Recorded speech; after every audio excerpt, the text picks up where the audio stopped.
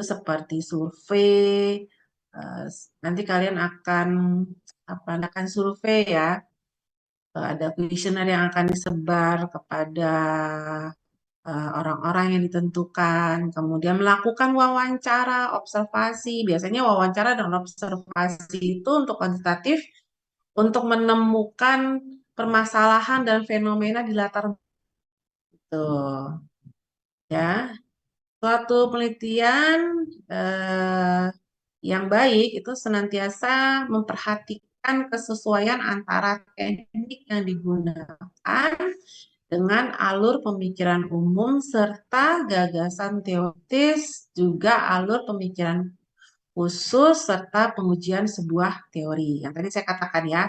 Jadi contohnya kayak metodologi kuantitatif itu dia ingin menguji sebuah teori.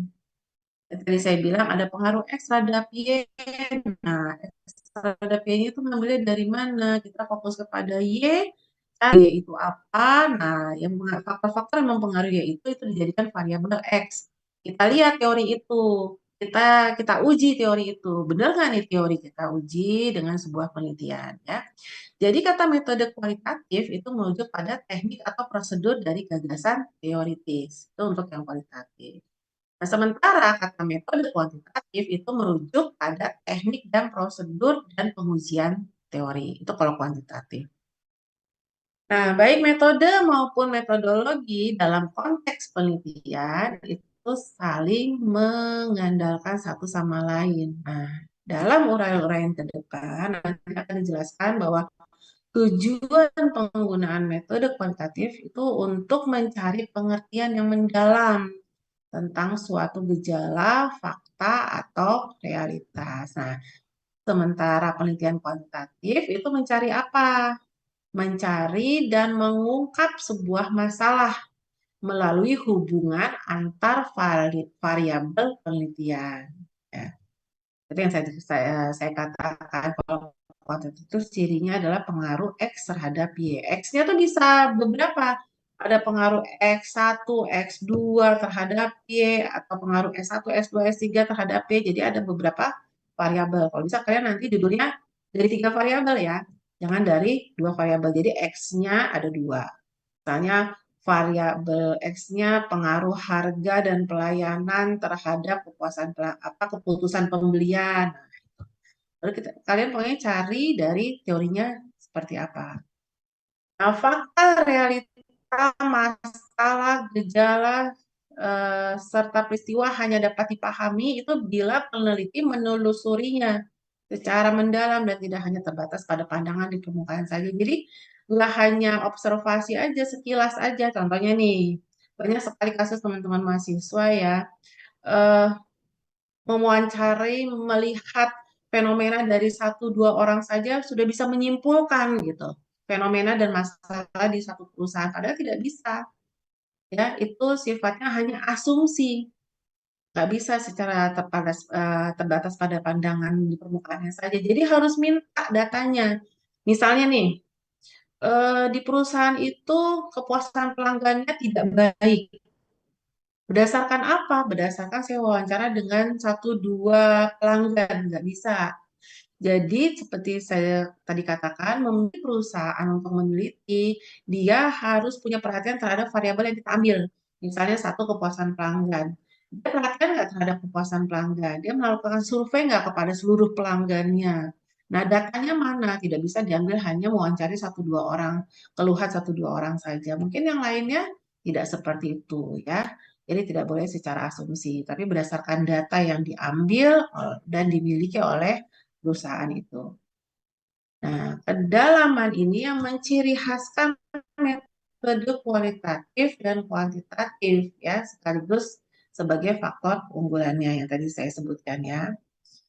Nah, hasil penelitian tidak akan mungkin dapat terlihat tanpa adanya pengumpulan data, baik itu observasi, wawancara, pengalaman langsung hingga kuesioner penelitian. Nah, itu ada datanya ya, bagaimana caranya kita mengumpulkan data. Kita mengumpulkan data ada 2, ada data primer dan data sekunder. Kalau data primer itu kita langsung ambil di tempat penelitian. Data-data kuantitatifnya, atau kita menyebarkan kuesionernya. Nah, itu kan langsung tuh wawancara, ya kan, menyebarkan kuesioner penelitian yang harus diisi sama mereka di tempat penelitian itu. Nah, ada juga yang namanya data sekunder. Data sekunder itu didapat secara tidak langsung.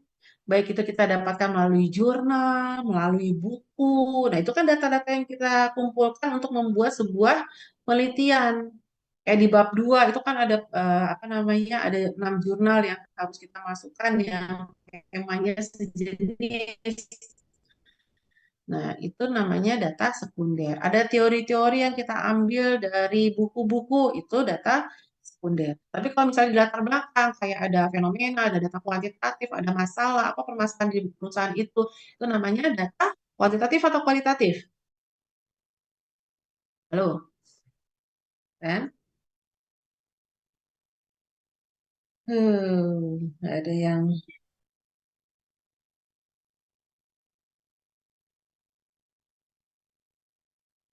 Eh, nggak ada yang jawab ini. Ini paham apa nggak sih ya yang saya jelasin ya? Oke, itu berarti bahwa terhadap hubungan yang logis antara peneliti dengan instrumen penelitian. Nah, dengan demikian, metodologi dan metode itu sangat sulit dipisahkan dalam konteks penelitian kualitatif dan kuantitatif. Metode penelitian secara umum itu dimengerti sebagai suatu kegiatan ilmiah yang dilakukan secara bertahap, dimulai dengan penentuan topik, tema, atau judul, terus pengumpulan data, mulai dari fenomena, masalahnya apa, data kuantitatifnya seperti apa, kemudian apakah judul ini sudah pernah diteliti sebelumnya, teori-teorinya seperti apa, ya, kemudian dengan penyebaran kuesioner atau wawancara, kemudian untuk kuantitatif nanti akan diolah data tersebut yang didapat di dalam sebuah apa namanya aplikasi, contohnya ke SPSS dan lain-lain, ada SEM juga. Nah, baru nanti hasilnya itu akan dianalisis untuk mendapatkan jawaban di dalam kesimpulan menjawab tujuan penelitian dari baik itu dari apa namanya metode kualitatif maupun metode kuantitatif. Dan nantinya diperoleh suatu pemahaman dan pengertian atas topik, gejala, dan isu-isu tertentu yang sudah dipilih tadi ya. Kemudian dikatakan bertahap karena kegiatan itu berlangsung mengikuti suatu proses tertentu, sehingga ada langkah-langkah yang perlu dilalui secara berjenjang sebelum melangkah pada tahap berikutnya. Jadi ada apa namanya langkah-langkahnya, step-stepnya untuk dari awal sampai akhir. Nah, itu semuanya berkesinambungan. Nah, itu ada di dalam pedoman penulisan skripsi. Nah, kalian bisa mengikuti pedoman penulisan skripsi situs Tiami yang bisa kalian download ya. Jadi dari sekarang sudah kalian download untuk panduan kalian membuat sebuah penelitian. Minggu depan di bawah ya, panduan penulisan skripsi Institut Tiami. Jadi bab 1 isinya tentang apa, bab 2 tentang apa, bab 3 tentang apa, bab 4 tentang apa, bab 5 tentang apa, dan bagian penulisannya seperti apa. Nah, itu ada di pedoman penulisan skripsi Institut Tiami. Tahapan-tahapan itu sangat penting untuk diikuti oleh para peneliti ya untuk menjamin adanya kesinambungan pemikiran yang nantinya itu bermuara kepada sebuah hasil penelitian. Ya, itu berarti tidak ada lompatan dari suatu tahap awal ke tahap yang lainnya. Jadi kayak misalnya latar belakang jangan di bab 3, teori jangan di bab 2, kesimpulan jangan di bab 1. Nah, itu kan jadi kocar-kacir tuh. Nah, tahapan-tahapannya itu ada di dalam pedoman yang kalian harus ikuti. Karena ada tahapan-tahapannya satu sama lain ya. Tahapan-tahapan ini dijalankan secara sistematis, logis, dan rasional. Sistematis itu berarti mengikuti sistem yang biasanya berlaku dalam kegiatan penelitian. Logis maksudnya penelitian tersebut mengikuti alur pemikiran ilmiah yang umum diterima dalam dunia riset. Itu adalah penelitian ya. Rasional itu adalah maksudnya penelitian ini masuk akal dan dapat dicerna dengan pemikiran. Nah, metode penelitian ini juga pada dasarnya merupakan cara ilmiah untuk mendapatkan data dengan tujuan untuk kegunaan itu, ya. Secara ilmiah berarti kegiatan penelitian itu didasarkan pada ciri-ciri keilmuan. Nah, ciri-ciri keilmuan itu apa? Secara empiris, teoretis, kumulatif, dan non-etis. Apa itu empiris?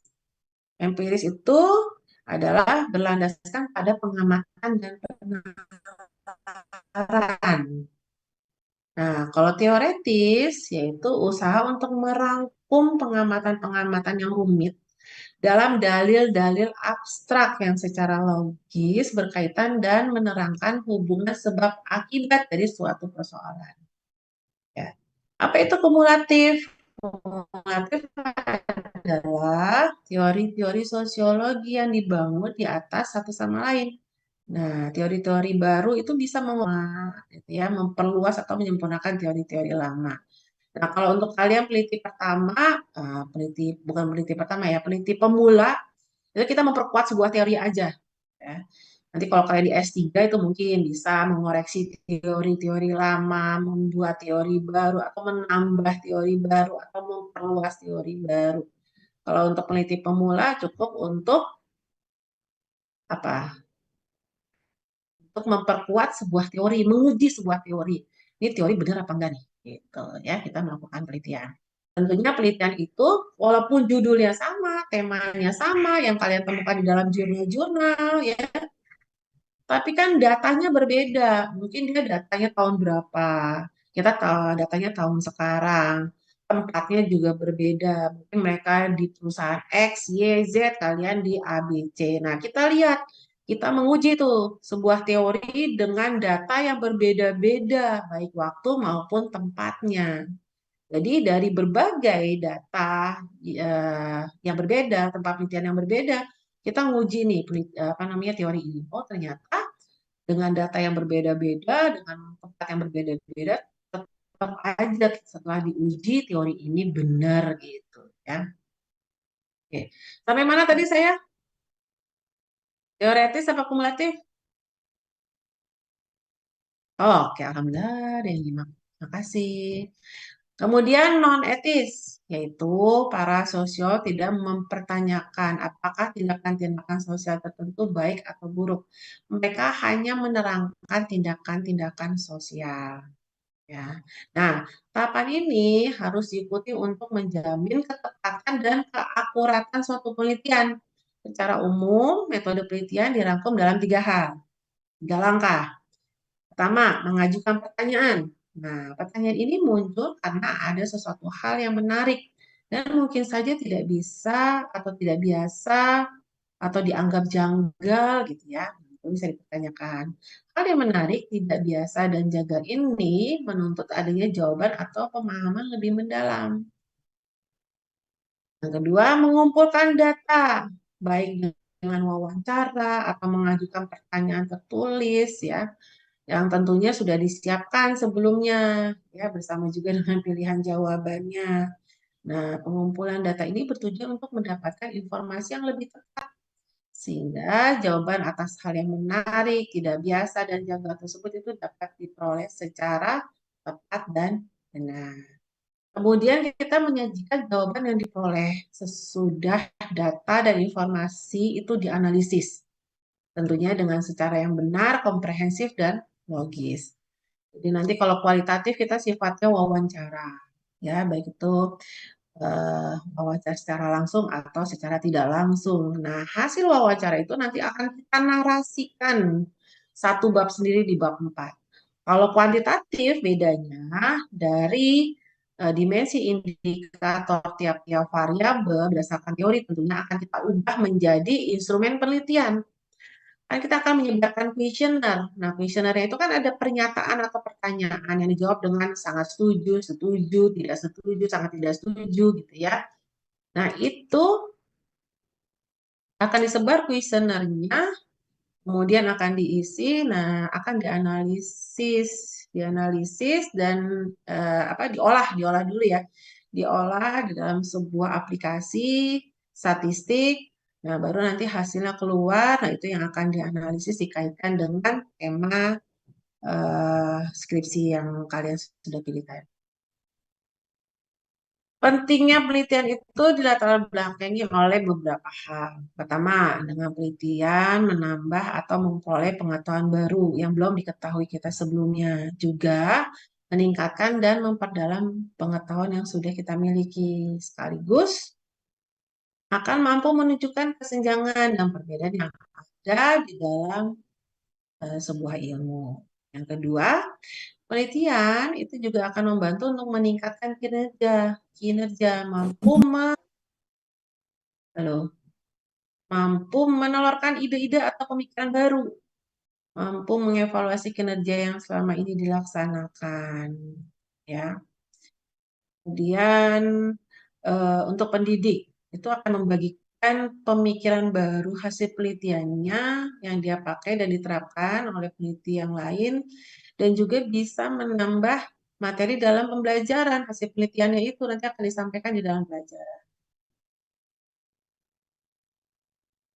Selanjutnya, hasil suatu penelitian itu dapat menjadi masukan bagi para pembuat kebijakan publik, untuk memperbaiki keadaan masyarakat, baik itu ekonomi, sosial, budaya, pendidikan, dan pelayanan umum lainnya.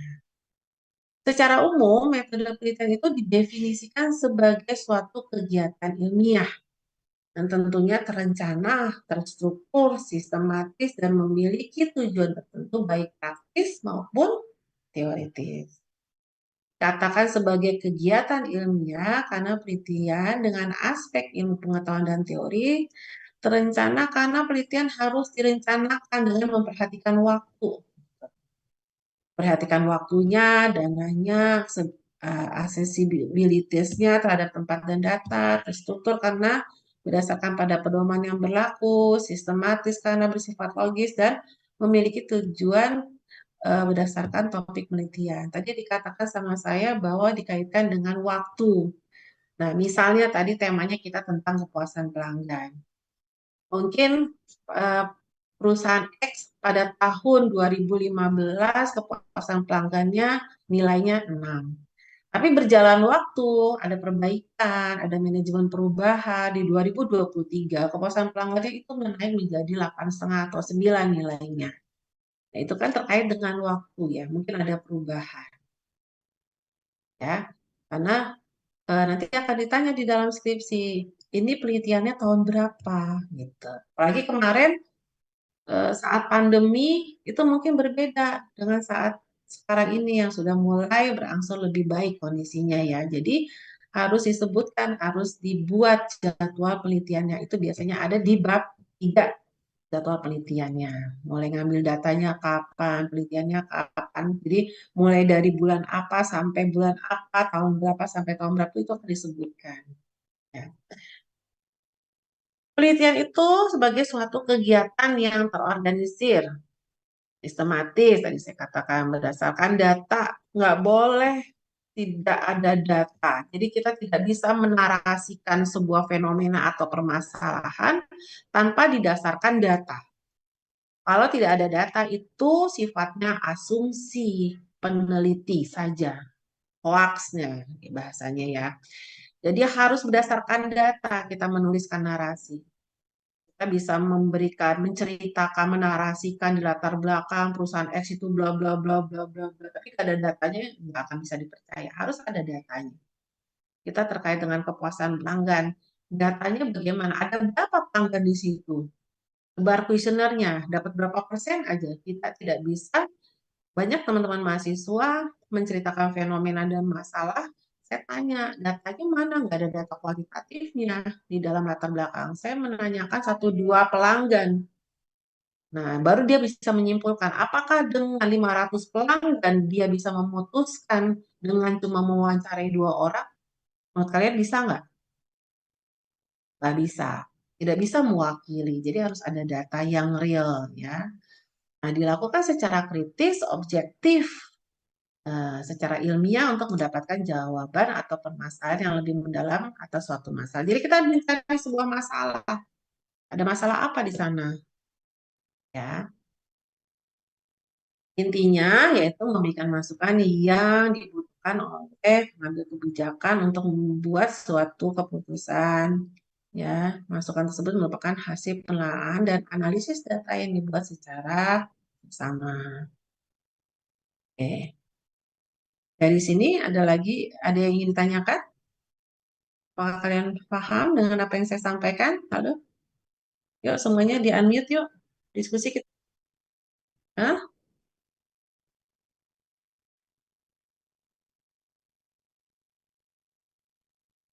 Kuantitatif.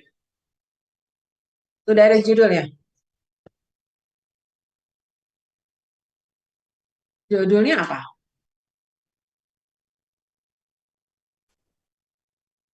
Apa?